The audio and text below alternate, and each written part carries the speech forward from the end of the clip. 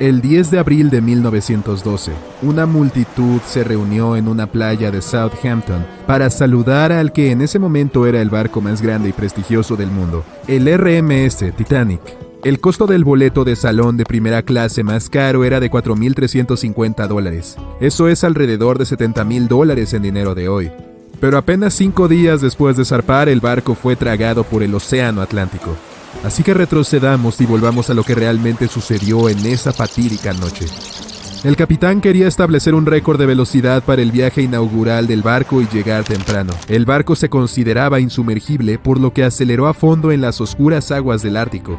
Después de detectar el iceberg, la tripulación trató desesperadamente de alejar el barco y evitar la colisión, pero el Titanic viajaba demasiado rápido y el iceberg chocó el costado del barco, creando una gran abertura en el casco. No fue una abertura continua, se causaron daños en varios lugares. En total, el daño se extendió a lo largo de un área de alrededor de 90 metros. Pero los diseñadores del barco se habían preparado para la perspectiva de una colisión y agregaron compartimentos estancos a cada lado del barco para actuar como una zona de amortiguación. 4 de estos compartimentos podrían romperse y el barco aún se mantendría a flote, pero debido a que el iceberg chocó el costado del Titanic, abrió agujeros en 6 compartimentos. Los compartimentos no se extendían hasta la altura total de todas las cubiertas. En realidad no estaban sellados en la parte superior.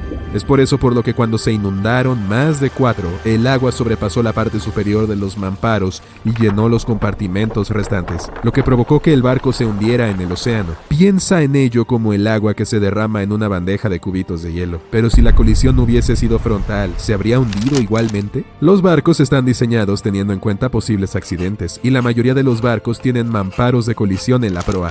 Esto es como el parachoques o la zona de choque de tu auto. Es una característica de seguridad que puede resistir un golpe directo. La proa podría haber soportado parte del impacto y algunos expertos han sugerido que si golpeaba de frente solo se habrían inundado de 2 a 4 de los compartimentos. Entonces, en teoría, el Titanic podría no haberse hundido e incluso podría haber continuado navegando hacia su destino final, a una velocidad mucho más lenta. Sin embargo, la fuerza del impacto probablemente habría sido enorme. Pero aunque los pasajeros habrían resultado heridos por la fuerza, habrían podido permanecer en el barco para esperar a ser rescatados por otros barcos en lugar de ser forzados a las aguas heladas del Atlántico. Aún así, uno de los diseñadores del Titanic, Edward Wilding, sugirió que la fuerza del impacto podría no haber sido tan grande. Le dijo a investigadores británicos que mucha gente apenas sintió la colisión y creía que el barco no se habría hundido si hubiera golpeado el iceberg de frente. El barco también fue diseñado con puertas herméticas operadas a distancia entre todos los compartimentos, por lo que cualquier inundación podría haberse solucionado rápidamente. Debido a que el Titanic tenía 6 aberturas por la colisión lateral y a que había sucedido tan rápido, sellar las puertas no habría marcado la diferencia, ya que era esencialmente imposible salvarlo en ese momento. El barco comenzó a hundirse de inmediato y el agua entró a una velocidad de aproximadamente 7 toneladas por segundo, 15 veces más rápido de lo que podría bombearse. Entonces, si bien parece que el Titanic habría sobrevivido si hubiera golpeado el iceberg de frente, esta idea tiene algunos problemas. En primer lugar, los mamparos de colisión fueron diseñados para sobrevivir a un choque con otro barco, no con un iceberg gigante. Si 2 barcos chocaran, ambos absorberían parte del impacto en sus mamparos, conteniendo el impacto y probablemente permaneciendo a flote. Pero un iceberg está estacionario, lo que significa que el Titanic absorbería la mayor parte de la energía de la colisión. Si el Titanic chocaba de frente debido a la velocidad a la que viajaba, el impacto probablemente habría viajado por todo el cuerpo del barco. Imagínate un barco de 46,000 toneladas que viaja a unos 37 kilómetros por hora y en algún momento choca con un iceberg que pesa lo que podrían ser más de 100,000 toneladas. Esta colisión probablemente crearía una fuerza poderosa que causaría daños enormes a la embarcación. Es probable que las uniones se rompan, las escaleras se derrumben y los remaches se abran por todo el barco. Todo eso potencialmente habría inundado aún más compartimentos. Esto podría haber causado que el Titanic se hundiera en cuestión de minutos en lugar de horas. Pero eso es solo la punta del iceberg. Como todos sabemos, la mayor parte está oculta bajo el agua. Entonces, si el Titanic hubiera estado viajando de frente al iceberg, es probable que primero hubiera golpeado la parte del iceberg debajo del agua, lo que lo desviaría de su curso.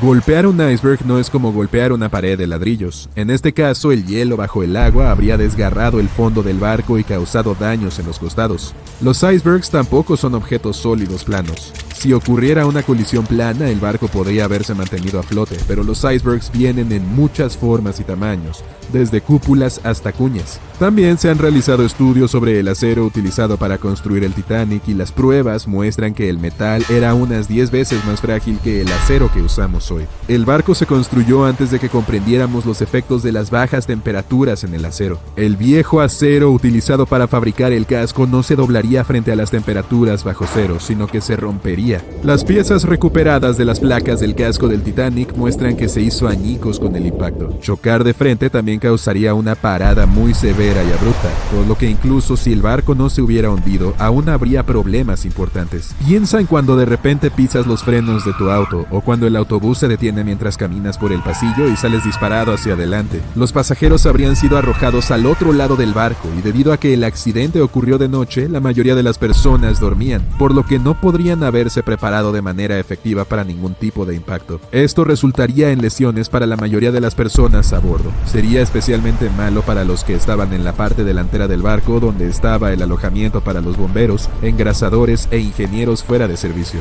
Pero si bien los pasajeros y la tripulación fuera de servicio pudieron haber sido arrojados de la cama, habría muchos más sobrevivientes que en el escenario original. Muchos barcos han tenido colisiones frontales y lograron regresar a la costa. No mucha gente sabe que el Titanic en realidad tenía dos barcos hermanos. White Star Line, la compañía que construyó el Titanic, también construyó barcos llamados Britannic y Olympic. Capitaneado por Edward J. Smith, quien luego dirigiría el Titanic, el Olympic emprendió su viaje inaugural en junio de 1911. Pero al igual que su barco hermano, el desastre estaba a la vuelta de la esquina. En su quinto viaje, el Olympic chocó con un barco de la Marina Real, el HMS Hawke. Mientras que el Olympic recibió daños en un costado, el Hawke se estrelló contra el otro barco de frente. La proa del Hawke quedó completamente aplastada por la colisión, pero debido a que el barco tenía compartimentos de estancos, logró sobrevivir al impacto y regresó sano y salvo a la costa para su reparación. Otro caso de estudio es el SS Andrea Doria, que fue un transatlántico italiano que llegó a los titulares mundiales en 1956. Al igual que el Titanic, el Andrea Doria se dirigía a la ciudad de Nueva York en su viaje número 101 cuando ocurrió el desastre. El 25 de julio, el buque chocó con un transatlántico de pasajeros sueco de 160 metros, el Estocolmo. Este chocó con el barco de frente, pero el punto de impacto del Andrea Doria fue de costado. El frente del Estocolmo quedó completamente destrozado, pero debido a que el impacto fue en su casco, logró sobrevivir. Sin embargo, el Andrea Doria lamentablemente se hundió debido a que la colisión se produjo en el costado del barco. Entonces, estos casos podrían sugerir que tal vez el Titanic habría sobrevivido si hubiera golpeado el iceberg de frente. Pero debemos recordar que el Titanic golpeó la cosa a toda velocidad, mientras que tanto el Olympic como el Andrea Doria viajaban más lento. 12 de abril del año 2212. Es una gran fecha para la humanidad. El 300 aniversario del lanzamiento del legendario Titanic. Los mejores ingenieros del mundo han colaborado durante años para llevar al público su obra maestra, el Space Titanic, y lo han hecho justo a tiempo. La gloriosa nave espacial estará en su puerto bajo los reflectores, fotografiada por miles de personas. El viaje estaba programado para el 12 de abril, al igual que hace 300 años. Finalmente ha llegado el gran día. Los pasajeros van a bordo de la nave espacial más magnífica de la época. La llaman Irrompible. Tiene 12 cubiertas, desde la tercera clase más cercana al fondo, hasta la primera clase más lujosa en la parte superior, con vista panorámica del espacio exterior. La nave se prepara para el lanzamiento. Los motores están en marcha, la cuenta regresiva final ha comenzado y el Space Titanic se lanza al cielo. Rápidamente se convierte en nada más que una mota en el gran cielo azul y luego desaparece. El primer día de vuelo sale perfecto. La nave abandona la atmósfera terrestre en menos de una hora y los pasajeros disfrutan de la maravillosa vista exterior. El planeta azul y verde sobre el fondo del negro vacío del espacio. La nave se ralentiza un poco a medida que se mueve hacia la órbita. Hay demasiados satélites y desechos espaciales dando vueltas alrededor de la Tierra. El Space Titanic Tiene que moverse con cuidado y maniobrar alrededor de los trozos de metal que flotan en 0G. Uno de ellos se dirige directamente hacia la nave, pero esta enciende los quemadores laterales y se aparta justo a tiempo. La chatarra flota a salvo. Finalmente, la nave está fuera de la zona de peligro y va hacia el gran vacío negro. Enciende los propulsores traseros para acelerar y se dirige hacia el lado brillante de la Luna. Será el primer destino del recorrido turístico. El planeta se vuelve gradualmente más pequeño detrás y aproximadamente a la mitad del camino del satélite natural, las personas a bordo pueden maravillarse con la vista del Sol.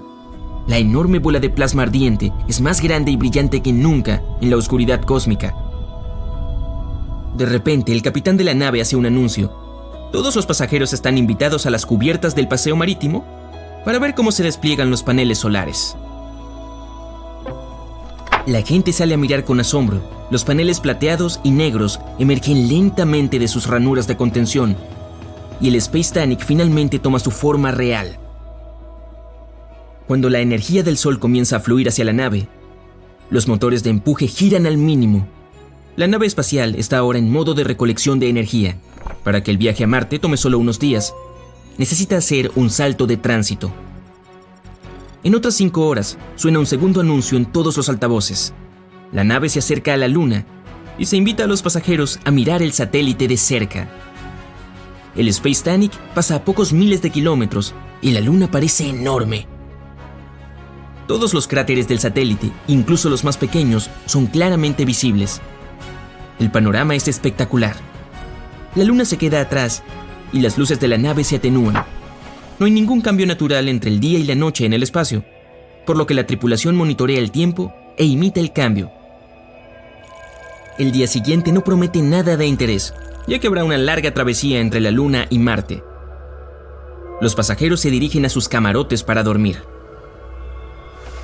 Los próximos 2 días transcurren sin incidentes.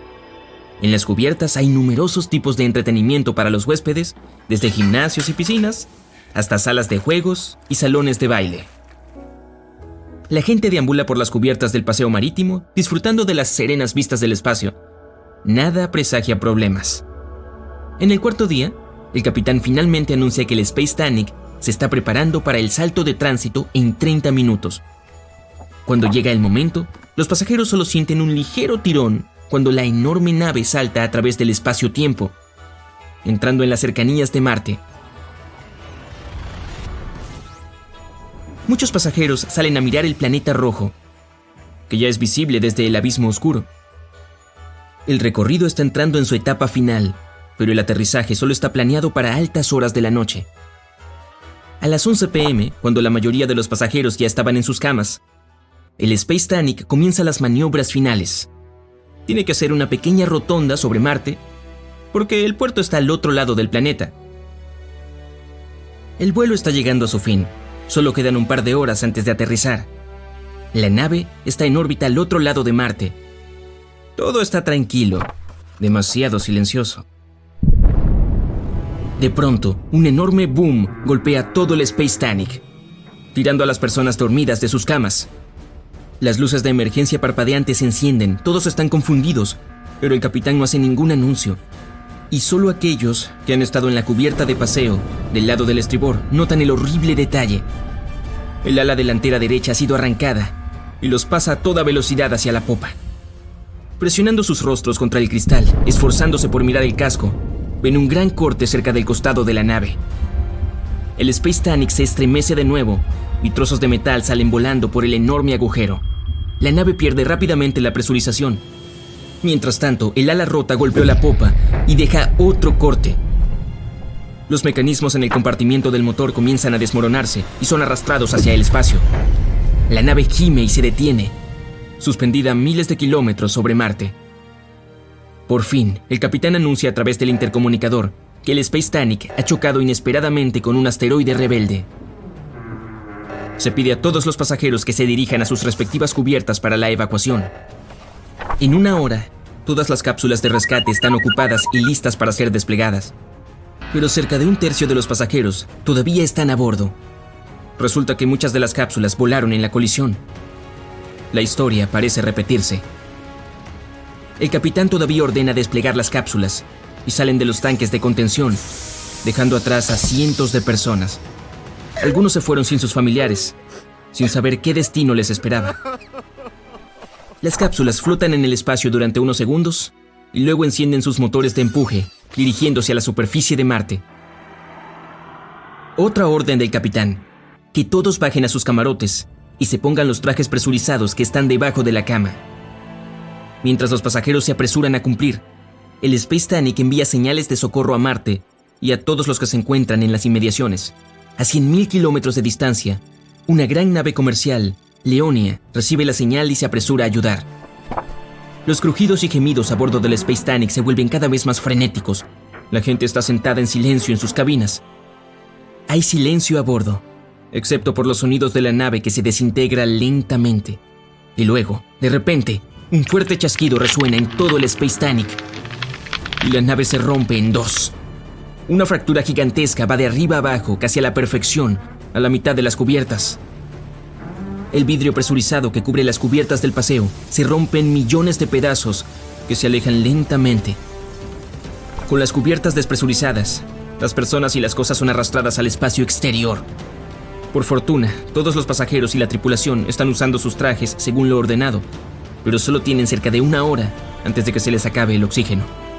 Las personas se ayudan mutuamente flotando juntas y transportando a los varados a sus grupos. Apenas pueden controlar su flotación, pero de alguna manera aún logran poner algo de orden en el caos. Acurrucados en el espacio oscuro, sobre el planeta rojo, observan cómo el poderoso Space Titanic se convierte en una pila de desechos espaciales. Han pasado 45 minutos, el oxígeno se está agotando y la gente trata de respirar lo más lenta y cuidadosamente posible.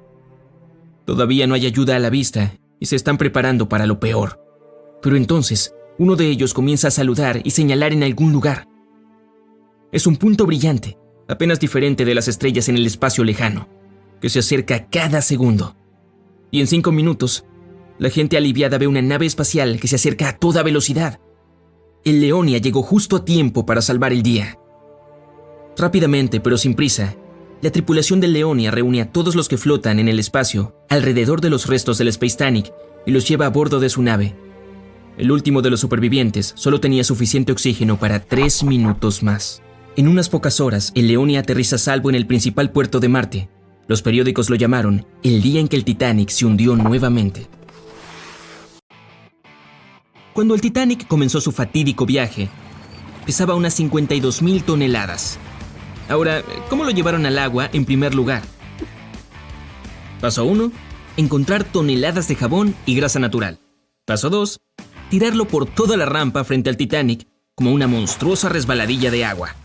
Incluso pusieron grasa por todo el exterior del barco para asegurarse de que no se rayara, abollara o incluso se rasgara. Así de fácil, el Titanic se dejó caer suavemente en el agua y los trabajadores y dueños suspiraron de alivio. Al menos esa parte salió bien. Cuando construyeron la presa Asuán en Egipto, necesitaban despejar una enorme área para el nuevo lago artificial. Casi 100.000 personas tuvieron que abandonar sus casas. Esa fue la parte más difícil.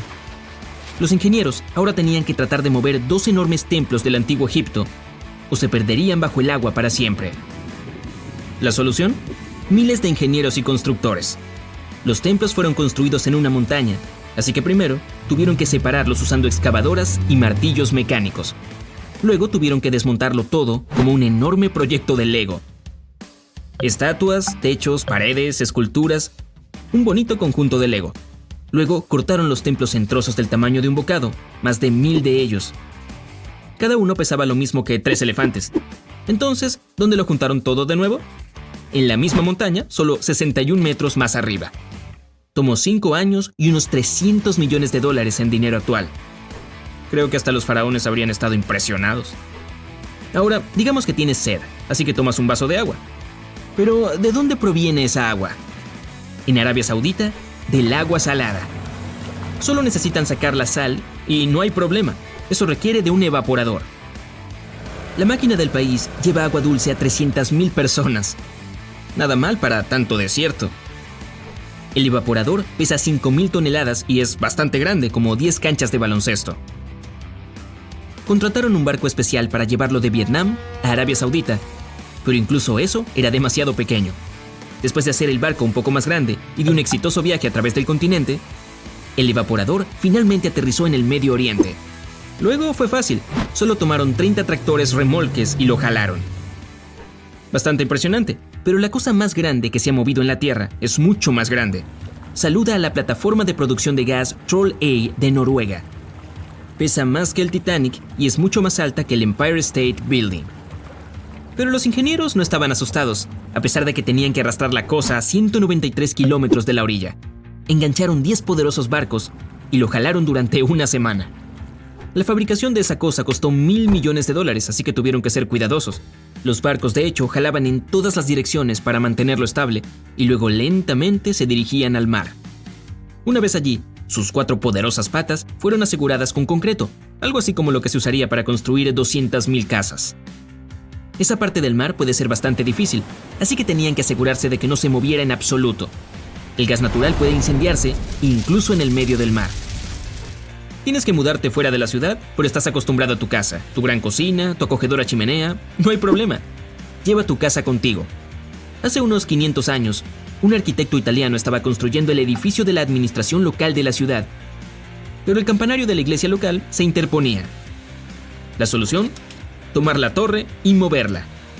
El arquitecto construyó un marco de madera alrededor de la torre y la movió usando sogas, bloques y la fuerza de mucha gente. Desde entonces, muchos edificios han sido movidos, pero lo que pasó en China lo cambiaría todo. En el 2004, los ingenieros trasladaron el edificio Fugang unos 37 metros. Es el edificio más pesado que se ha movido, pero solo tomó 11 días. Trabajaron día y noche para hacerlo tan rápido. Y hace unos 10,000 años, un meteorito cayó sobre Groenlandia. Era la única fuente de hierro para los habitantes locales, quienes empezaron a romper piezas para hacer cuchillos, arpones, puntas de flecha e incluso joyas.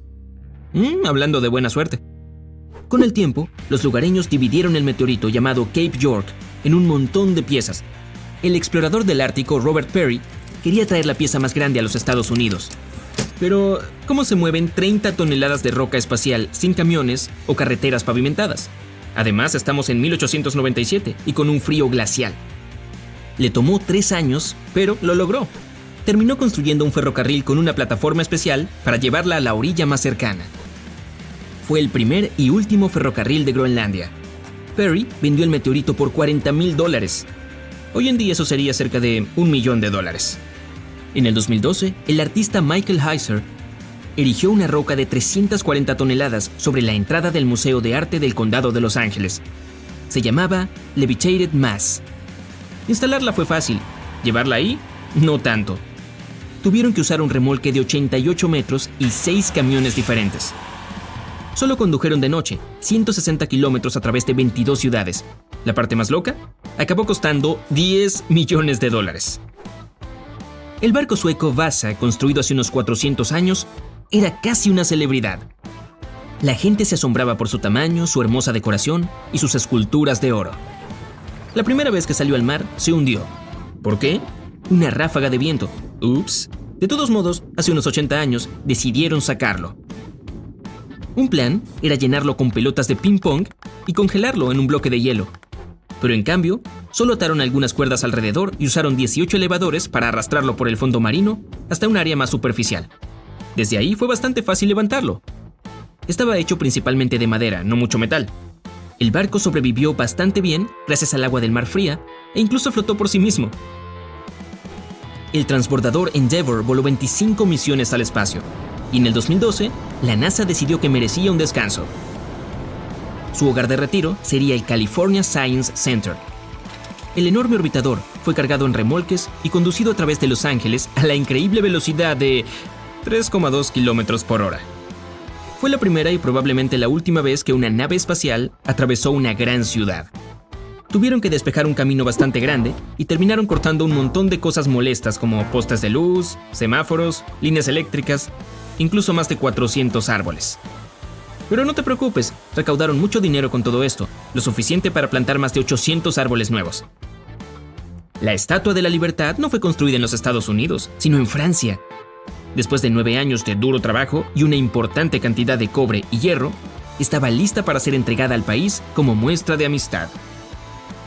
Enviarla por correo requería demasiado plástico protector de burbujas, así que mejor decidieron usar barcos.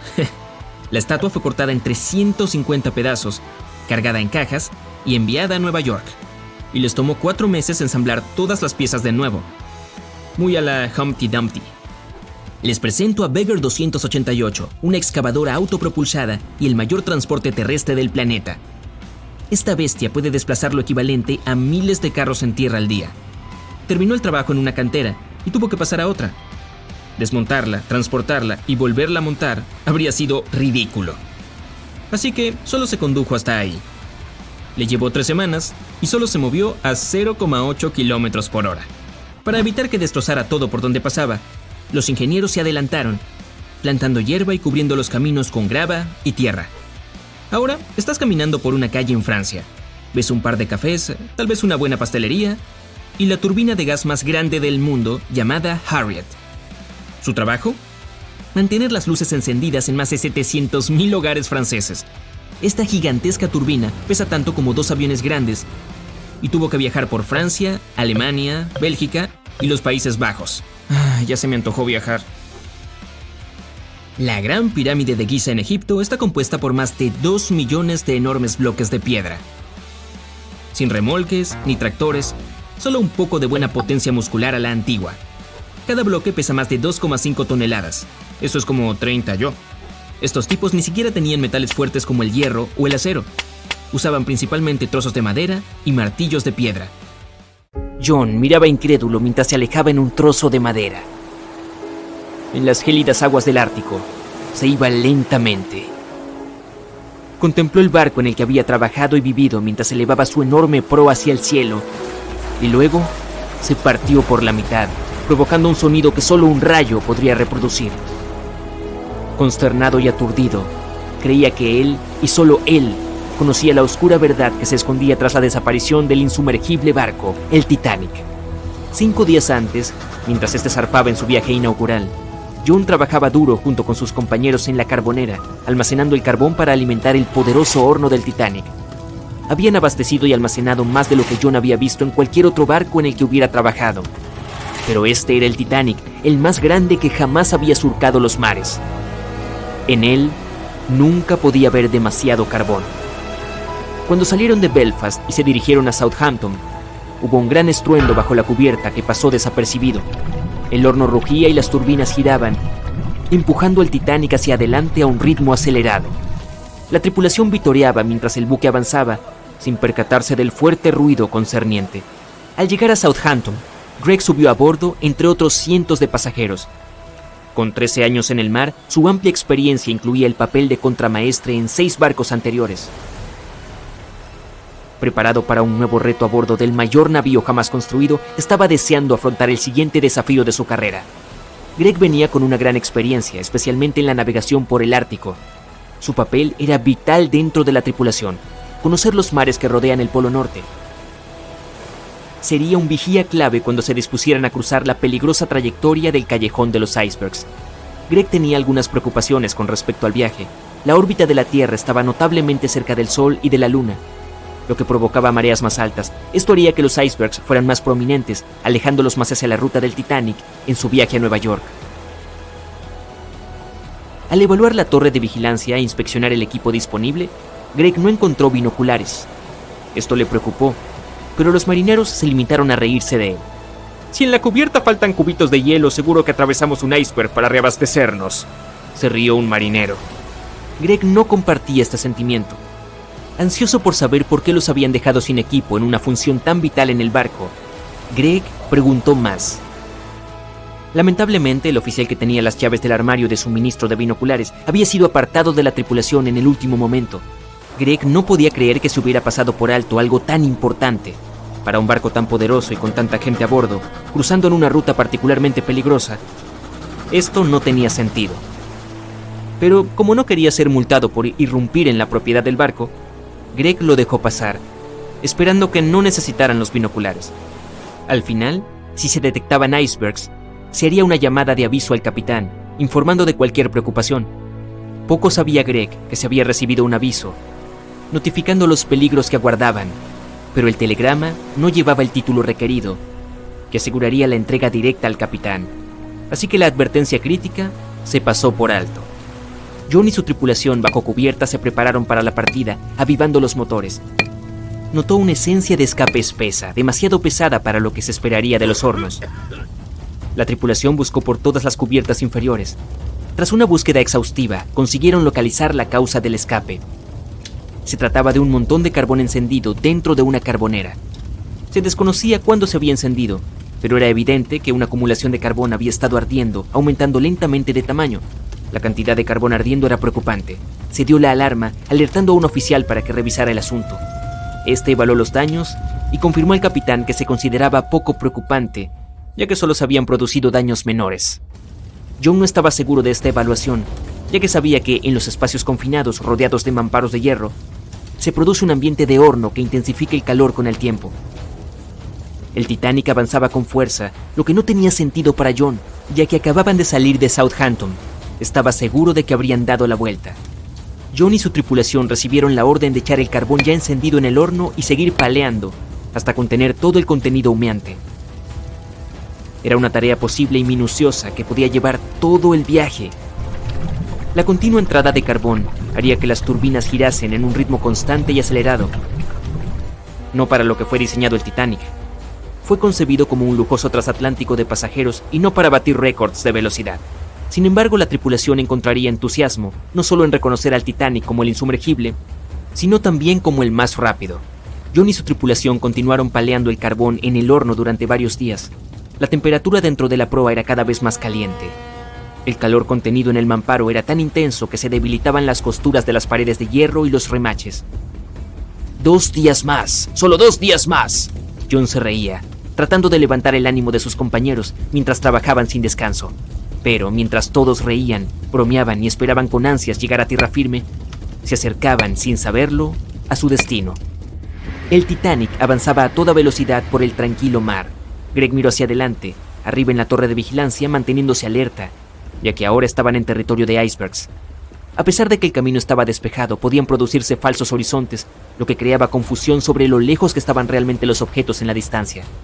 Al viajar por las aguas de la corriente del Golfo hacia la corriente del Labrador, más fría, las columnas de aire se enfriaban de abajo arriba, creando una inversión térmica.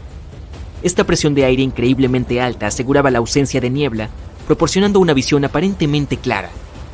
Pero la inversión térmica puede crear ilusiones ópticas, mostrando el horizonte más lejano, apareciendo más alto en la distancia, enmascarando cualquier objeto que pudiera venir antes. Estos falsos horizontes llenos de mar ocultan fácilmente cualquier iceberg que pudiera estar acercándose. Greg conocía los peligros de un mar tranquilo en el Ártico y prefería las aguas agitadas, donde es más fácil detectar los icebergs entre las olas. Desde el mirador, Greg miraba hacia el oscuro abismo que tenía delante. De repente, a 1,5 kilómetros justo delante, una imagen formidable surgió rápidamente de las oscuras aguas que lo rodeaban. ¡Iceberg, justo al frente!, Greg gritó a su compañero, que rápidamente llamó al timón y les indicó que viraran con fuerza a estribor. El timonel recibió la llamada.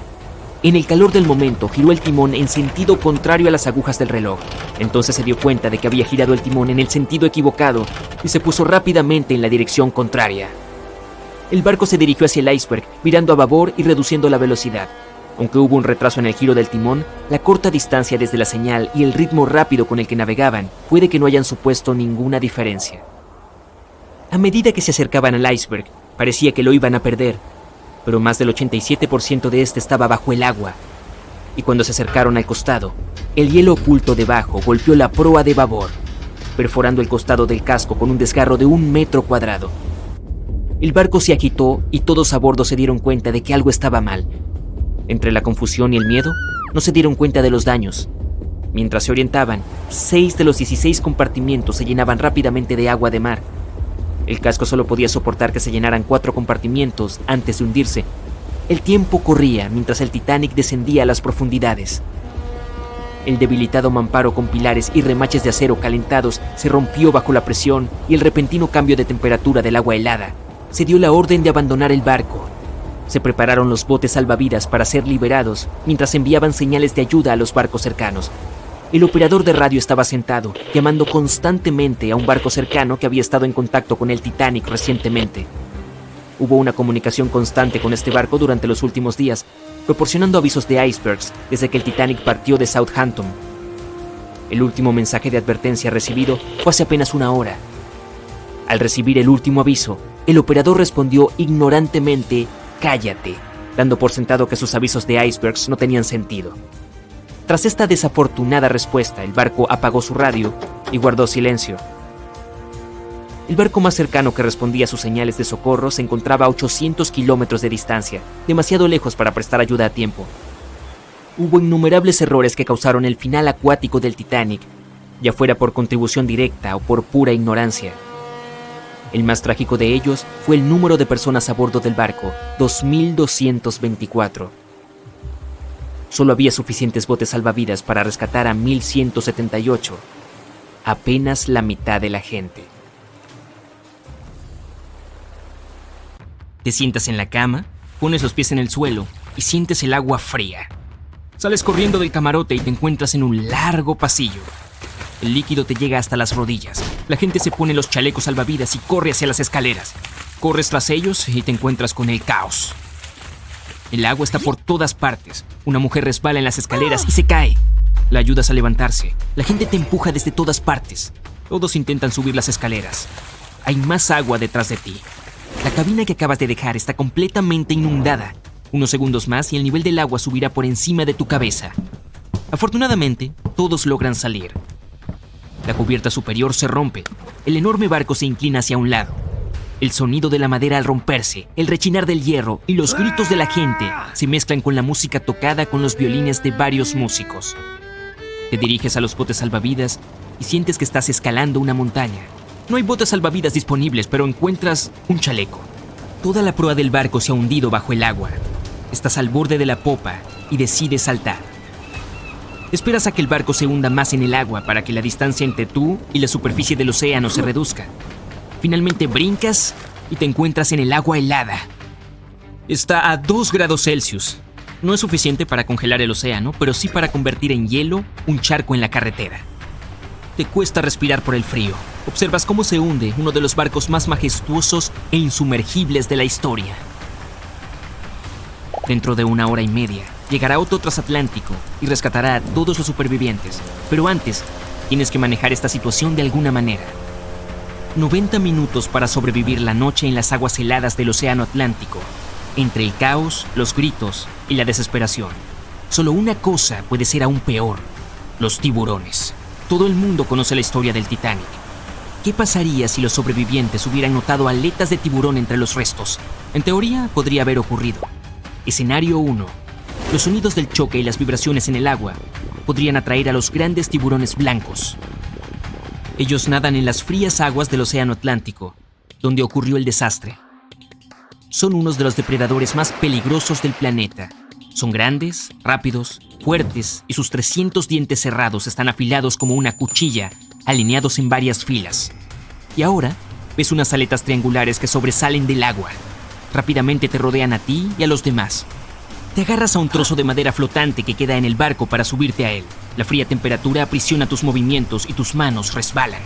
Estos sonidos atraen a los tiburones. Uno de los depredadores deja de nadar y se dirige directamente hacia ti. El miedo hace que tu cerebro se apague y tus instintos empiecen a funcionar. Intentas nadar lo más rápido posible para alejarte del animal. Por supuesto, es inútil huir de un tiburón rápido en el agua. Pero aún así lo intentas. Pasan 2 segundos y sientes que tu talón golpea la nariz de la criatura. El otro pie entra en su boca dentada. Gritas, sientes los afilados dientes en tu pierna y cierras los ojos, pero no pasa nada. Después de 1 segundo, el animal te deja ir. Los tiburones blancos rara vez atacan a los humanos. Si muerden es solo porque quieren probarte. La cosa es que su comida favorita son las focas. Después de un ligero mordisco de prueba, el tiburón entiende que no eres una de estas y simplemente pierde el interés en ti. Pero si el tiburón está hambriento, entonces no le importará qué tipo de animal eres. Los supervivientes que están a salvo en el bote no tienen motivos para temer. El gran blanco no los atacará. El depredador puede empujar un poco el barco, pero solo para probarlo. Si hay un refrigerador con filetes a bordo y alguien decide dárselos de comer a los tiburones, entonces empezarán los problemas. Varios depredadores empujarán el bote hasta que estos caigan al agua. El tiburón se aleja nadando. Entonces, uno de los barcos salvavidas te recoge. Estás a salvo. Pronto llegará otro transatlántico y te encontrarás en un lugar cálido y acogedor. Escenario 2. Si el agua estuviera más cálida, los sobrevivientes del Titanic podrían encontrarse con tiburones toro. Saltas al agua desde el barco que se hunde. El agua no está tan fría. Puedes nadar fácilmente hasta la puerta flotante más cercana, pero notas una aleta triangular alta con una punta oscura en la parte superior. A diferencia de los grandes blancos, estos tiburones no son rápidos, parecen perezosos y lentos, como si no estuvieran interesados en ti, pero aún así tienes que escalar la puerta lo más rápido posible. Los tiburones toros son de los más agresivos del mundo. Crean deliberadamente la ilusión de lentitud para que sus presas se relajen. En el momento adecuado, se vuelven ágiles y rápidos. Se les llama así por su cara corta y aplanada, como la de los toros, y sus cuerpos son fuertes. A estos depredadores les gusta embestir a la presa o a otros tiburones con la cabeza. En cuanto subes la puerta, el tiburón toro se estrella contra ella y caes al agua. Afortunadamente hay un bote salvavidas cerca. La gente te sube a bordo. Varios tiburones se abalanzan sobre el barco desde todos los lados. La situación se vuelve aterradora, pero con sus esfuerzos combinados mantienen el barco a flote. Pronto llega otro transatlántico y ahuyenta a los depredadores con su fuerte señal y el rugido del motor. Ese desagradable escenario es, por suerte, imposible. Los tiburones toros solo nadan en las aguas cálidas del océano, pero lo más frecuente es encontrarlos en manantiales frescos, estuarios de ríos y aguas poco profundas.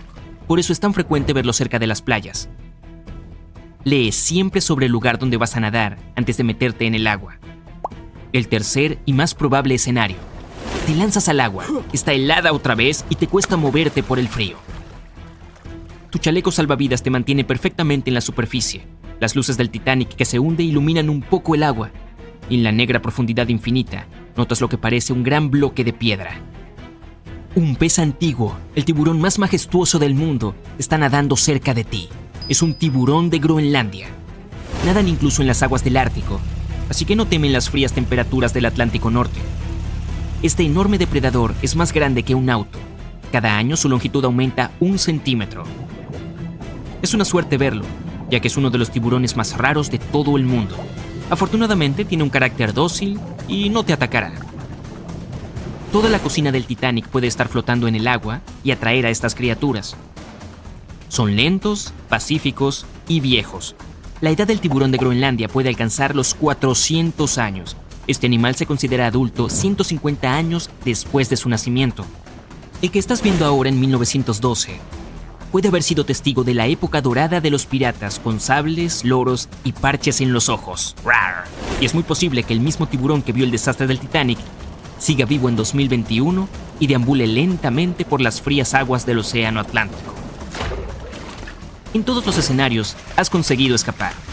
Pero si un tiburón te ataca en el agua y no hay ningún barco cerca, aún tienes posibilidades de sobrevivir. Lo principal es no entrar en pánico. No salpiques ni hagas movimientos bruscos para no excitar al animal. Llevas un chaleco salvavidas, así que no tienes que moverte para mantenerte a flote. No te alejes nadando de él, pues de lo contrario, pensará que eres una presa. El tiburón nadará a tu alrededor, así que no lo pierdas de vista. Puedes alejarte nadando lentamente hasta un barco o tablas de madera, cualquier cosa a la que puedas subir. Si estás cerca de la orilla, nada lentamente hacia ella hasta llegar a aguas poco profundas. Después tienes que huir rápidamente.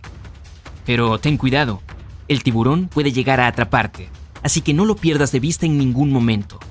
Si este te sigue atacando, entonces tendrás que luchar por tu vida. Los puntos débiles del tiburón son sus ojos y sus branquias. Apunta a ellos con tus puños y pies. En la noche del 14 al 15 de abril de 1912, el barco más moderno e insumergible chocó contra un iceberg y se hundió. Y fue increíblemente aterrador. Imagina un enorme crucero, varias veces del tamaño de la Estatua de la Libertad, chocando con un enorme trozo de hielo y hundiéndose. Está oscuro y frío. Lo único que se oye es el estruendo y el rechinar del metal y la madera al romperse. Todo lo que te rodea son las aguas heladas del interminable océano Atlántico. Casi no hay conexión con el mundo exterior. No hay teléfonos ni internet. Nadie más en todo el planeta sabe que el barco se está hundiendo. Es una auténtica pesadilla. Pero lo más impactante es que la gente que estaba en el Titanic ese día no entró en pánico. Estaban tranquilos, tal vez un poco preocupados, pero no había miedo en sus rostros. Para entender por qué no tenían miedo durante una de las mayores catástrofes del siglo XX, hay que ver lo que ocurría a través de sus ojos. Entonces, eres un pasajero en el infame transatlántico. Tu camarote está situado en una de las cubiertas superiores del barco. Acabas de pasar un buen rato con tus amigos en la cena. Ahora los músicos están tocando una hermosa melodía. Los camareros están sirviendo el postre. Sales a la cubierta y disfrutas de la tranquilidad del poderoso océano. En este momento sientes una increíble sensación de seguridad y comodidad. Te sientes orgulloso de ser una de las primeras personas del mundo en viajar en el barco de mayor tecnología de punta del planeta. Te acuestas en tu camarote y te despiertas porque un miembro de la tripulación llama suavemente a tu puerta y te pide que vayas a la cubierta. Hay algún tipo de asunto, pero no hay razón para alarmarse. No hay problema. Estarás encantado de salir a mirar el cielo nocturno. El momento en que el barco chocó con el iceberg no pareció más que un ligero empujón y algunos pasajeros ni siquiera lo oyeron. Solo se dieron cuenta de que algo estaba mal cuando los camareros llamaron a sus puertas y les pidieron que salieran. Estás en la cubierta, ya hay mucha gente, todo el mundo está más o menos tranquilo. Los pasajeros hablan de lo que pudo haber pasado. Escuchando las conversaciones a tu alrededor, averiguas que supuestamente el barco se está hundiendo. Esta idea te parece una tontería, pero aunque sea cierto, todas las personas serán evacuadas en botes salvavidas de todos modos. En aquella época la gente no sabía que había la mitad de los botes de rescate que se necesitaban. Los pasajeros estaban seguros de que todos se salvarían. Comienza la evacuación. Las mujeres y niños van primero. Nadie entra en pánico ni trata de subir a un bote antes de que le toque. Todos los hombres se comportan caballerosamente y ayudan a los miembros de la tripulación a evacuar a las mujeres. Un pasajero quiere subir al barco con su mujer, pero no es porque tenga miedo de quedarse en el Titanic. Solo está preocupado. Le parece que es menos seguro en el bote que en el transatlántico. No quiere dejar sola a su mujer, pero los miembros de la tripulación le explican la situación y el hombre se retira sin oponer resistencia. Comienzan a lanzar luz de emergencia al aire. Nadie presta atención a esto. Todo el mundo piensa que se trata de un procedimiento estándar en caso de avería del barco. Si hubiera habido muchos viajeros experimentados a bordo, habrían comprendido que las bengalas se lanzaron porque el barco estaba en peligro. Quizá entonces la gente habría empezado a entrar en pánico, pero la mayoría de los pasajeros simplemente no se dieron cuenta. Los botes se bajan uno a uno. La gente observa la evacuación, esperando pacientemente su turno. No hay empujones ni aglomeraciones. Nadie grita. Las acciones de la tripulación ayudan a los pasajeros a mantener la calma. Deliberadamente restan importancia a la gravedad de la situación para evitar el pánico. Alguien dice que los botes se lanzan simplemente por precaución. Además, los miembros de la tripulación afirman que un barco de rescate se dirige al Titanic y que está a pocos kilómetros de distancia. Algunos pasajeros dicen que ven las luces de otra embarcación. Las personas que ya están sentadas en los botes quieren permanecer más cerca del Titanic, ya que de esta manera se sienten más seguras. Muchos pasajeros simplemente no quieren creer que esté ocurriendo algo grave. Incluso cuando se les dice que el barco se está hundiendo, se niegan a admitirlo. ¿Cómo es posible que el transatlántico insumergible pueda hundirse? Pero así es como funciona la mente humana. En situaciones extremas se niega a creer que algo malo vaya a suceder ahora. No quiere ni pensar en ello. Una de las pasajeras dice que le parece que el peligro es exagerado. Afirma que todas las personas volverán al Titanic en cualquier momento. Algunos pasajeros tienen miedo y aún así no quieren abandonar el barco. Aquí hay camarotes cálidos y el barco más seguro del mundo. La alternativa es el océano helado y los pequeños e inestables botes de rescate. Alguien se niega a abandonar el barco porque no encuentra su equipaje. Unos pasajeros llevan consigo todas sus pertenencias. No quieren dejarlas en el barco que se hunde. Hay muchos inmigrantes a bordo y algunos de ellos ni siquiera entienden el inglés. Los miembros de la tripulación no pueden explicarles lo que está pasando. Estos pasajeros no entienden las instrucciones de los auxiliares de camarotes durante el desalojo. No pueden entender las inscripciones de las señales de evacuación. Muchas personas están seguras de que ha habido alguna avería en el compartimento del motor. El problema se resolverá pronto y el Titanic continuará su viaje. La gente solo empieza a darse cuenta de que el barco se hunde cuando comienza a inclinarse hacia adelante y su parte trasera empieza a elevarse por encima del agua. Es entonces cuando los que están a su alrededor empiezan a entrar en pánico. Algunos saltan al agua, otros se suben a los botes salvavidas sin esperar la fila, pero en general no hay caos ni histeria, y esto a pesar de que hay unas 1,500 personas en el barco. Los científicos afirman que algunos de ellos nunca salieron de sus camarotes. Esas personas se negaron a dejar sus cosas y no creyeron que hubiera ocurrido algo grave. Durante la evacuación, la orquesta tocó. Esto ayuda a la gente a mantener la calma. Oyen la música y les parece que todo saldrá bien. La música sigue sonando en el Titanic, casi hasta el final. Hacia las 2:05 am, la tripulación baja el último bote con pasajeros. 15 minutos después, el barco se hunde. Incluso después de la tragedia, los pasajeros supervivientes no pueden entender realmente lo que les ocurrió. Recuerdan haber subido a los botes y alejarse del enorme transatlántico y no olvidan haber visto cómo se hundía bajo el agua, pero incluso después de un tiempo todavía no pueden darse cuenta de la terrible catástrofe que acaban de vivir. Tiempo después, la gente empezó a escribir libros sobre aquellos fatídicos acontecimientos. Se hicieron documentales y largometrajes. La noticia del Titanic estaba en todos los periódicos. Se difundió por todo el mundo. En cualquier descripción de ese día, la tragedia parece un desastre terrible, pero los que estaban ahí admiten que no sintieron un pavor absoluto. Simplemente no podían creer lo que estaba sucediendo ese día. La tragedia del Titanic puede parecer más terrible para las personas que oyeron hablar de ella que para las que la vivieron. Mucha gente de todo el mundo se negó a subir a bordo de grandes transatlánticos tras la catástrofe. Tenían miedo de lo que pudiera ocurrirles. Al mismo tiempo, muchos pasajeros que sobrevivieron en el Titanic siguieron viajando en otros barcos. Hubo una mujer que sobrevivió a 3 naufragios, incluido el del Titanic, y siguió viajando. ¿Y qué si la gente intentó levantar el Titanic del fondo del mar? Esto ocurrió muchos años después del naufragio. Entonces la operación de $5 millones fracasó.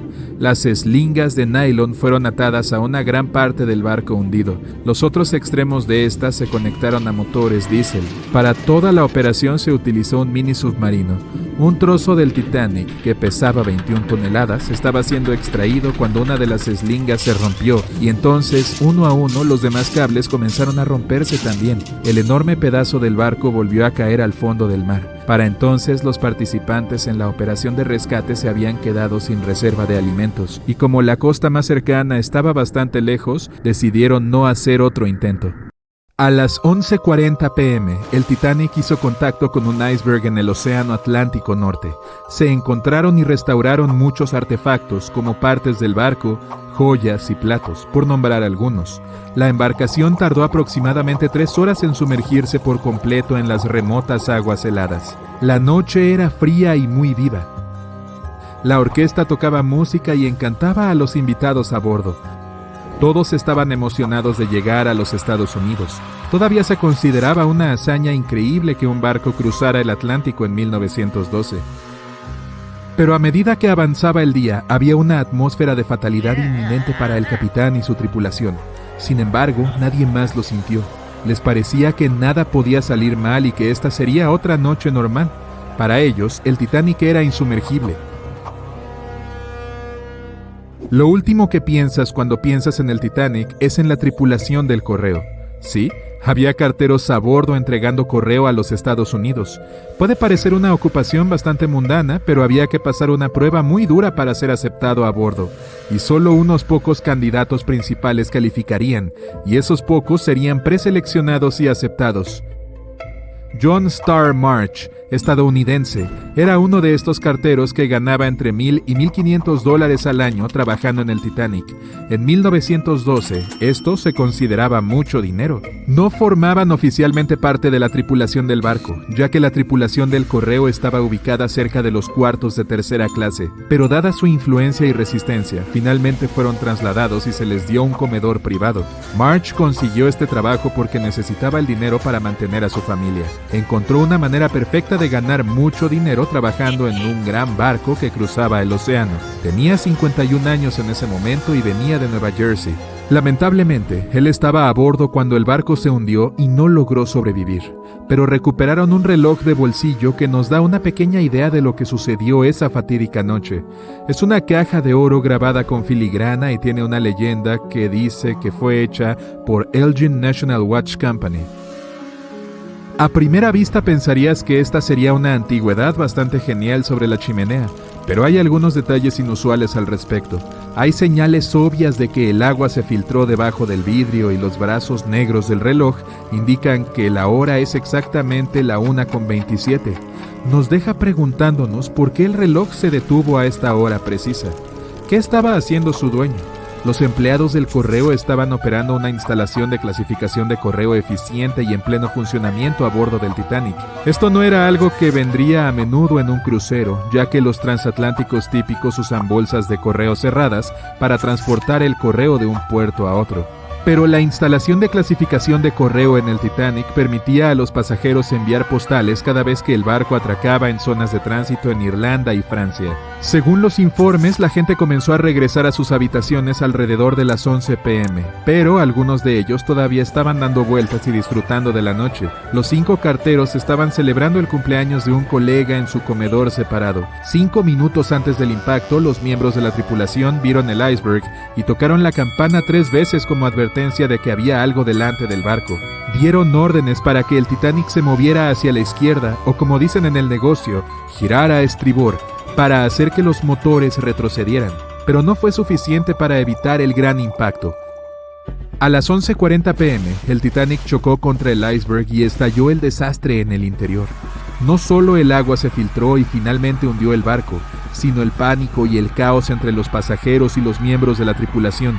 El capitán Smith llegó a la cubierta y se le informó que el Titanic había chocado contra un iceberg, y al mismo tiempo la sala de correo comenzó a llenarse de agua. Sabemos que el barco de 268 metros se sumergió por completo alrededor de las 2:20 a.m., con 706 sobrevivientes. El tiempo entre el impacto y el hundimiento fue realmente accidentado. A medianoche comenzaron a preparar los botes salvavidas para la evacuación de los pasajeros. Se dieron órdenes para que mujeres y niños abordaran los botes con algunos tripulantes para guiarlos y operarlos. El problema era que los 20 botes disponibles solo podían albergar a 1,178 personas, del total de más de 2,200 pasajeros a bordo. March y sus colegas comenzaron a clasificar el correo. Había caos al dirigir y ordenar. Con cada segundo que pasaba, el agua helada llenaba el barco. 15 minutos después de la medianoche, el capitán Smith ordenó a los miembros de su tripulación que enviaran una señal de socorro. Aunque el SOS se estableció antes que el Titanic, muchos otros usaban CQD. El CQ significa llamada general y la D es angustia. El Frankfurt estaba demasiado lejos para ayudar a pesar de que fue uno de los primeros en responder. Incluso el barco gemelo del Titanic, el Olympic, respondió, pero también estaba demasiado lejos. A las 0:20 horas, el Carpathia recibió el mensaje urgente y se desvió de su rumbo original para ayudarlos. A pesar de que estaban a 107 kilómetros de distancia, aunque esta fue una noticia aliviadora, el agua seguía filtrándose a un ritmo alarmante. No fue fácil mantener a todos tranquilos sabiendo que el barco podría estar bajo el agua en cuestión de horas. En este punto, muchos pasajeros ya estaban a bordo de los botes salvavidas, esperando para descender al agua. Los músicos a bordo comenzaron a tocar música para los que aún esperaban. Al principio estaban tocando en el salón de primera clase, y luego se trasladaron a la cubierta. Hay un debate sobre cuánto tiempo tocaron y qué canción era. Ninguno de los músicos logró salir. Los 5 carteros a bordo también cumplieron con sus deberes mientras el barco se hundía. Según un oficial del barco, la sala de correo ya estaba cubierta de agua hasta los tobillos y los carteros estaban ocupados tratando de salvar la mayor cantidad de correo posible. March fue uno de ellos. Había bolsas de correo flotando por todo el lugar. Comenzaron con el correo certificado. Testigos del hundimiento del Titanic informaron que los carteros estaban poniendo bolsas de correo en la cubierta para evitar que se mojaran hasta que llegara la ayuda. También mencionaron que las bolsas de correo flotaban en el agua helada. No fue hasta las 0:45 horas cuando el bote salvavidas número 7 en el lado izquierdo del barco fue bajado al agua.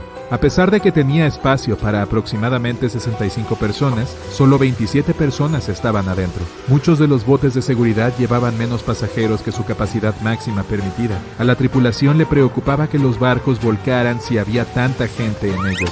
Algunos informes sugieren que algunas personas incluso se negaron a abordar los barcos, manteniendo la afirmación de que el Titanic era insumergible. Al mismo tiempo dispararon uno de los 8 cohetes de socorro, pero no les sirvió de ayuda. A las 12:55 am, los botes salvavidas 2 y 3 descendieron a las aguas con 2 pasajeros masculinos saltando a bordo. 5 minutos después se bajó otro bote de seguridad con unas 39 personas. En este punto el agua entró por la base de la gran escalera. En los siguientes 20 minutos se bajaron más botes de seguridad, la mayoría de ellos con poca carga. Todavía no había ayuda. El Carpathia aún estaba en camino. Crecía el pánico y aumentaban las tensiones.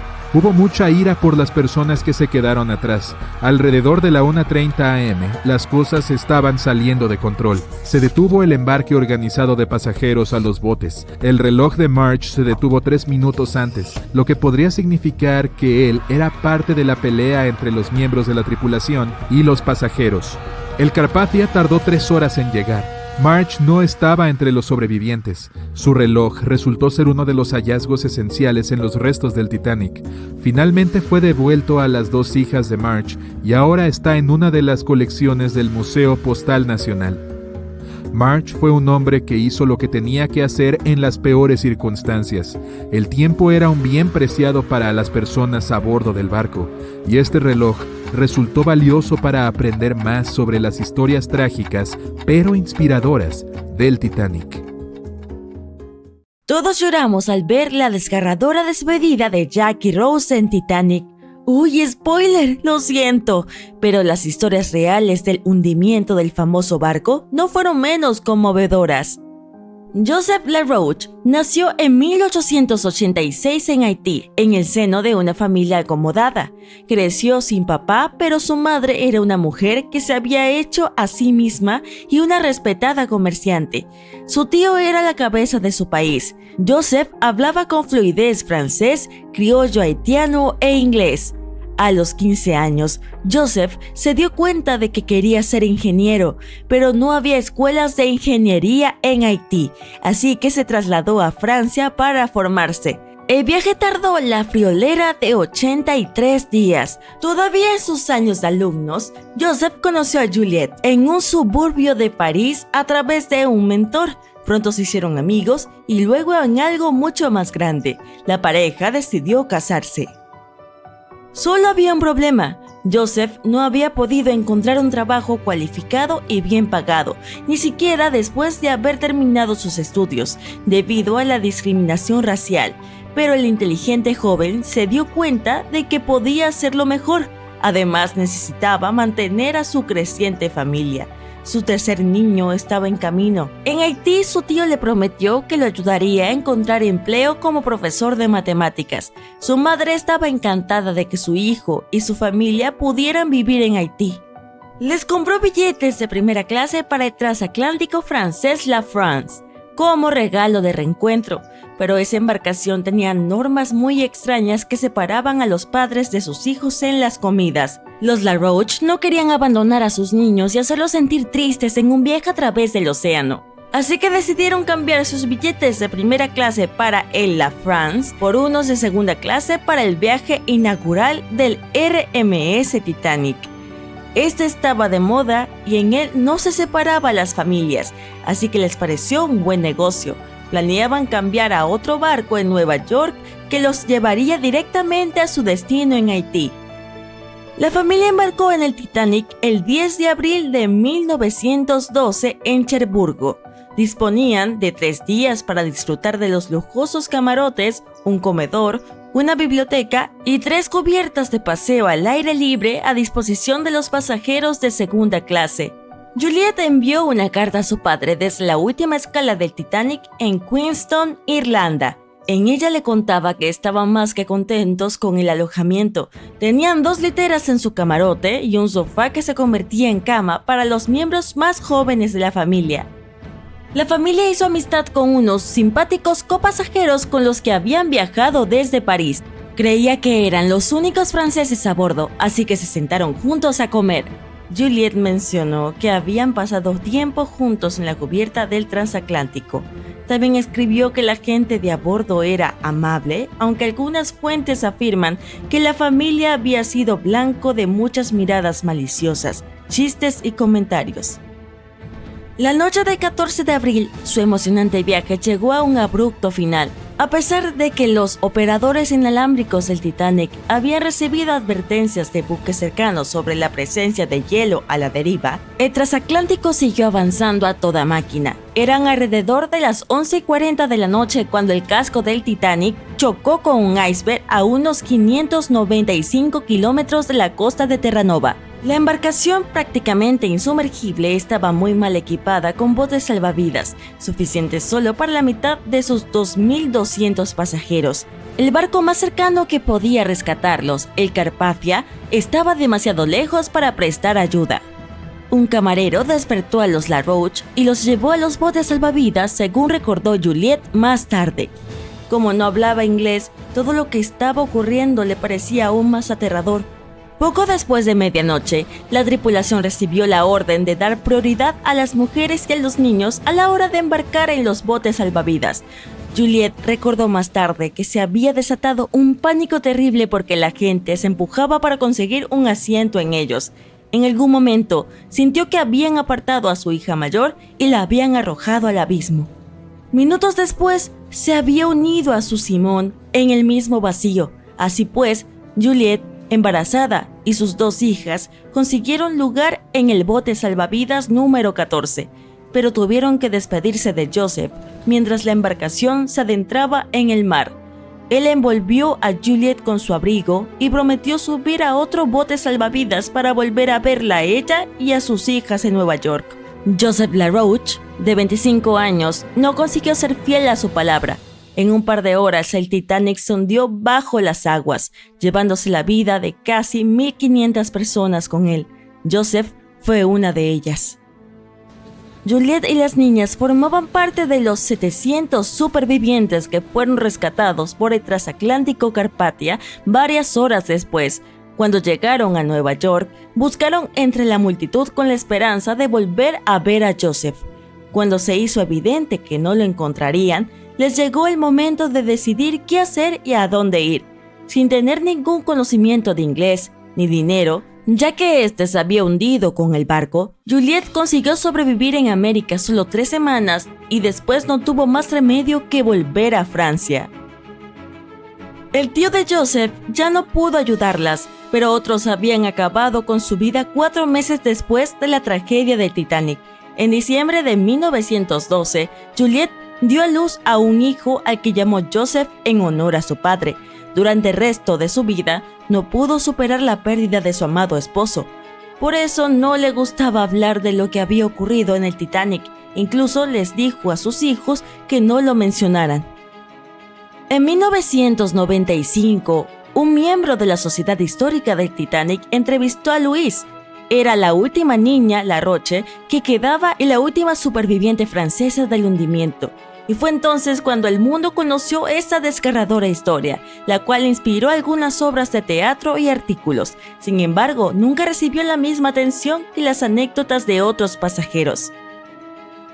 Probablemente recuerdes a la pareja de ancianos que se hunden juntos en su cama en la película Titanic. Esta fue inspirado por Isidor y Aida Strauss. Ambos nacieron en Alemania y emigraron a Estados Unidos cuando eran niños. Se conocieron en Nueva York y se casaron 5 años después.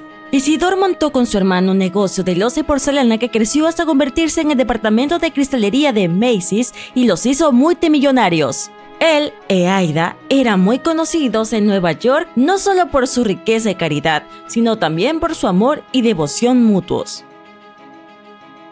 En 1912, la pareja decidió huir del invierno neoyorquino y se dirigió a Europa. Para entonces ya llevaban 40 años casados. A principios de abril, les llegó la hora de embarcar de vuelta a su hogar en Nueva York. Normalmente viajaban en enormes transatlánticos alemanes, pero en aquella época no pudieron resistirse al bombo y platillo de todo el mundo hablando del nuevo transatlántico de lujo, el RMS Titanic. Así fue como acabaron en una de las suites privadas de primera clase de la parte superior del barco. El matrimonio Strauss pasaba las noches cenando frente a una orquesta en directo en un salón lleno de muebles de lujo y costosos paneles de madera. La noche del 14 de abril sintieron un ligero temblor, salieron de su suite privada y esperaron instrucciones de la tripulación. Estos les dijeron a los pasajeros que no perdieran sus pases, pues los necesitarían cuando todos volvieran a bordo. Pero la realidad era que el barco se estaba hundiendo. El matrimonio Strauss estaba junto al bote salvavidas 8. Al señor Strauss, que entonces tenía 67 años, le ofrecieron un asiento junto a su mujer debido a su edad. Sin embargo, él lo rechazó. Dijo que no era demasiado viejo para sacrificarse por una mujer. Quería esperar y asegurarse de que no quedaran atrás mujeres ni niños. Ellen Bird, la criada de Aida, dudó antes de subir al bote salvavidas, pero Aida le dijo que lo hiciera, pues tomó la incómoda decisión de no dejar a su marido en el barco que se hundía. Aida se quitó su precioso abrigo de bisón y se lo entregó a su temblorosa criada, diciéndole que ya no lo necesitaría. Isidore no consiguió convencerla para que se salvara, así que permanecieron juntos hasta el final. Algunos de los pasajeros de primera clase que sobrevivieron recordaron más tarde que habían visto a la pareja tranquilamente de pie en cubierta, tomados de la mano, simplemente esperando. Seguramente recuerdas esas escenas desgarradoras del Titanic, ya sea de los libros o de las películas, ¿verdad? Ya sabes, esas en las que el barco se hunde y nadie puede hacer nada para evitarlo. Pues resulta que esa historia no es del todo cierta, al menos según un historiador y un autor de un libro que detalla los acontecimientos de la desafortunada embarcación. Si lo que afirma es cierto, todas las almas del Titanic podrían haberse salvado. Él escribió que el SS Californian y el SS Moon Temple estaban lo suficientemente cerca como para ver técnicamente cómo el Titanic se hundía en el océano, pero no hicieron nada al respecto porque tenían miedo, o porque tampoco tenían ni idea de lo que debían hacer. Nadie pensaba entonces que el Titanic pudiera hundirse, y tenía todo lo que uno pudiera imaginar, desde salones de lujo hasta un baño turco e incluso una pista de squash. Pero mientras surcaba el océano a toda velocidad, dispuesto a batir el récord de travesía del Atlántico, chocó contra un iceberg, y todo fue en picada a partir de ahí. Muchos barcos quisieron ayudar al buque que se hundía y cambiaron su dirección hacia el Titanic tras oír las llamadas de socorro, pero los dos más cercanos se contuvieron. El SS Moon Temple, para empezar, estaba muy cerca, a solo 80 kilómetros de distancia, y podría haber llegado al Titanic en solo un par de horas, por lo que potencialmente podría haber salvado a todos los pasajeros. Sin embargo, su capitán creyó que tal viaje sería demasiado arriesgado. Quiero decir, implicaba icebergs, ¿verdad? Hoy en día no podemos hacer nada al respecto, pero podemos usar nuestra imaginación y, al menos en teoría, salvar el día. El ciudadano de a pie lo habría tenido difícil para ayudar a la gente en el Titanic, pero ¿y si hubiéramos podido pedir ayuda a los superhéroes? Bueno, para empezar sería útil tener a alguien con habilidades para viajar en el tiempo, ¿no? Podría retroceder en los años y alertar a la tripulación de que hay un iceberg bastante cerca y que debería apartar el barco de su trayectoria lo antes posible. O mejor aún, retroceder aún más y alertar al capitán de la embarcación de que, para empezar, no continúe con el viaje. Permíteme decirte que había muchas cosas que se podrían haber hecho mejor con el Titanic. En primer lugar, la tripulación no disponía de binoculares. Si hubieran podido acceder a este equipo crucial, habrían podido detectar el iceberg a tiempo y al menos limitar los daños o evitar por completo la colisión. Y no hablemos de los botes salvavidas. Como querían que el barco tuviera un aspecto lo más lujoso posible, quedaba poco espacio para los tan necesarios botes que podrían haber salvado tantas vidas. A pesar de que había 2.200 personas a bordo, los botes salvavidas solo pudieron salvar a 1.200 de ellas. ¿Y qué es sobrevolar? ¿Un superhéroe volador habría podido ayudar a evitar esa tragedia?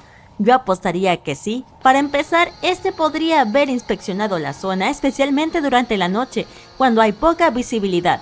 Más aún, el héroe podría haber ayudado a alertar más rápidamente a los barcos cercanos de que algo iba mal con el Titanic y que se necesita ayuda para asegurarse de que nadie salga herido. Si alguien a bordo hubiera sido capaz de volar, tal vez podría haber transportado por aire a un grupo de pasajeros a un lugar seguro también. ¿Visión láser? Eso sí que habría estado bien. Una persona con este poder habría pulverizado el famoso iceberg en un santiamén. En lugar de temblar en la oscuridad aquella fatídica noche de abril de 1912, la gente habría disfrutado de una agradable bebida fría en la cubierta a la mañana siguiente, cortesía de unos inofensivos restos de hielo que aún hubiesen quedado en el barco. Ok, puede que esa persona con visión láser no hubiera tenido la fuerza suficiente para partir el iceberg por la mitad para que el Titanic pudiera pasar sano y salvo, pero al menos podría haber ayudado a abrir la habitación cerrada que contenía los binoculares, eso es seguro. ¿Alguien con fuerza sobrehumana? Sí, eso seguramente también habría ayudado. Podría haberse colocado entre el barco y el iceberg para evitar que se produjera la colisión. Si, por ejemplo, hubiesen estado dormitando cuando el Titanic chocó contra el enorme bloque de hielo, no habría habido problema. Simplemente habría mantenido la nave a flote hasta que los barcos cercanos hubieran llegado para rescatar a toda la gente a bordo. Si hubieras tenido la capacidad de respirar bajo el agua, al menos habrías podido salvarte en el Titanic. Quiero decir, técnicamente, no hay mucho que pudieras haber hecho de manera diferente en el barco. Tal vez podrías haber salvado a un montón de otros pasajeros, pero solo si hubieras sido lo suficientemente fuerte como para mantenerlos a flote, mientras tú cómodamente nadabas bajo el agua. Si una persona a bordo hubiera podido controlar los elementos, habría sido increíble. No solo habría salvado a muchos, sino a todos los pasajeros, sino que habría sido fascinante de ver. Un superhéroe así habría sido capaz de mantener el agua alejada de las heridas del Titanic tras chocar contra el iceberg. Si hubiera sido lo suficientemente ágil y hubiera visto el iceberg antes de que chocara contra el barco, podría haber transformado el gran bloque de hielo en agua con solo chasquear un dedo. Si nos fijamos en los registros de aquella noche, en el Titanic todo sucedió muy deprisa. ¿No habría estado bien tener a bordo a alguien capaz de ralentizar el tiempo? Por el bien de la historia, imaginemos también que esa persona tenía una intuición muy afinada. Podría haber intuido que algo iba mal por el olor del aire o por la reacción de la tripulación al divisar el iceberg. Con un simple gesto de sus manos, habría ralentizado el tiempo casi hasta el punto de paralizarlo. Podría haber comprobado los registros del barco, su velocidad inusualmente rápida, y podría haber alertado al capitán para que decidiera a tiempo. El Titanic podría haberse detenido o podría haberse desviado lejos del iceberg. Un superhéroe con visión nocturna también habría sido útil. Al menos habría detectado el iceberg antes que los demás, dado que este podría haber visto mucho mejor en condiciones de poca luz. Probablemente habría gestionado mejor los esfuerzos de rescate aquella desastrosa noche. ¿Y la invisibilidad? ¿Este superpoder habría salvado al Titanic de hundirse en el fondo del Atlántico? Se me ocurre uno o dos escenarios posibles. Cualquiera con el poder de hacerse invisible cuando quisiera probablemente habría ido a husmear por el barco. Quiero decir, hay que recordar, el Titanic llevaba a bordo a algunos de los miembros más importantes de la sociedad. No era una embarcación cualquiera, probablemente estaba repleto de los últimos chismes. Entre toda esa información mundana, este superhéroe podría haber oído al capitán decir que iba más rápido de lo que deberían, o que no había suficientes botes salvavidas para salvar a todo el mundo en caso de que hubiera un problema grave. ¿Quién sabe lo que este curioso superhéroe podría haber hecho con toda esta información? Algún tipo de hechicero habría salvado el Titanic si hubiera estado a bordo, estoy segura. Tiene que haber algún tipo de encantamiento en algún libro por ahí que sea útil para hundir barcos, ¿verdad? Tal vez uno que podría haber ayudado a soldar el metal de nuevo juntos después de que fue golpeado por el iceberg, o tal vez uno que podría haber transportado por aire todo el buque a un lugar seguro después de ser golpeado. ¿Qué tal un hechizo que hubiera transformado el Titanic en un submarino, creando una capa protectora a su alrededor para que pudiera moverse cómodamente bajo el mar? Habría sido genial y habría ofrecido a los pasajeros una experiencia única. La capacidad de hablar con los animales o con los peces también habría sido ciertamente útil, incluso si todo lo demás hubiera fallado, es decir, si el Titanic hubiera chocado contra el iceberg, se hubiera llenado de agua y hubiera acabado cerca del fondo del mar. Era el comienzo de 1912. Un trozo gigante de hielo se desprendió de un glaciar en el suroeste de Groenlandia. Este estaba formado por nieve que había caído miles de años antes del evento. Tal vez cuando los mamuts aún deambulaban por la tierra. el iceberg inició su viaje. Era algo enorme, más de 520 metros de largo y un peso de más de 75 millones de toneladas. También era un trozo de hielo muy tranquilo. Se mantuvo alejado de barcos y rutas de transporte transitadas. Y luego, de alguna manera, flotó mucho más al sur que otros icebergs. Nuestro iceberg tuvo suerte. Otros se derriten mucho antes de llegar a estas bajas latitudes. De los hasta 30.000 icebergs que se alejan de los glaciares de Groenlandia, solo el 1% llega hasta el Atlántico. Incluso después de derretirse en el agua durante meses, este enorme bloque de hielo seguía siendo casi el doble de pesado que el puente Golden Gate. La parte superior del iceberg se elevaba 10 pisos sobre la superficie del océano. Varios días antes de que nuestro iceberg llegara al océano Atlántico, un magnífico barco zarpó de un puerto. Era un transatlántico de lujo que transportaba a más de 3,000 pasajeros y tripulantes. En ese momento era el barco más grande jamás construido.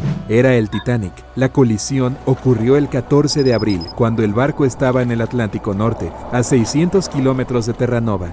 Incapaz de desviar su curso, el barco sufrió la rotura de al menos 5 de sus compartimientos de casco. Comenzaron a llenarse de agua a una velocidad alarmante. Los compartimentos del Titanic no estaban tapados en la parte superior. Es por eso por lo que el agua se filtró y comenzó a inundar a cada uno de ellos. La parte delantera del barco comenzó a hundirse, lo que provocó que la parte trasera se elevara verticalmente en el aire. Y luego, con un rugido ensordecedor, el revestimiento se partió por la mitad. El resto es historia. Pero, ¿qué pasó con el iceberg después de eso? El 15 de abril, el transatlántico alemán SS Prinz Adalbert navegaba por el Atlántico Norte. Viajaba a unos pocos kilómetros del lugar donde el Titanic se había hundido varias horas antes. El mayordomo en jefe del barco alemán, que aún no se había enterado del desastre, vio un iceberg. Lo que llamó su atención fue una gran franja de pintura roja que recorría la base del iceberg. Sorprendido, el hombre tomó una foto de su descubrimiento. Pensó que la pintura significaba que un barco había chocado contra el iceberg en las últimas 12 horas. La siguiente persona que vio el iceberg y le tomó otra foto fue el capitán de un barco que tendía cables de telecomunicaciones en alta mar. El barco fue enviado para ayudar en la zona donde se había hundido el Titanic. Más tarde, el capitán afirmó que el iceberg que había visto era el único en esa área. Además, estaba la pintura roja. No era difícil conectar los puntos. En 2015 una de estas fotos se vendió en una subasta por más de $32,000. Y aún así, los expertos no están seguros de si la imagen realmente muestra el infame bloque de hielo. Podría ser un simple iceberg que había estado flotando cerca en ese momento. El gran barco insumergible había desaparecido, hundiéndose hasta el fondo del Atlántico Norte, donde permanece hasta el día de hoy. Pero el iceberg continuó su camino, dejando perplejos a algunos testigos y derritiéndose lentamente en el agua circundante. Desaparecería por completo antes de fin de año.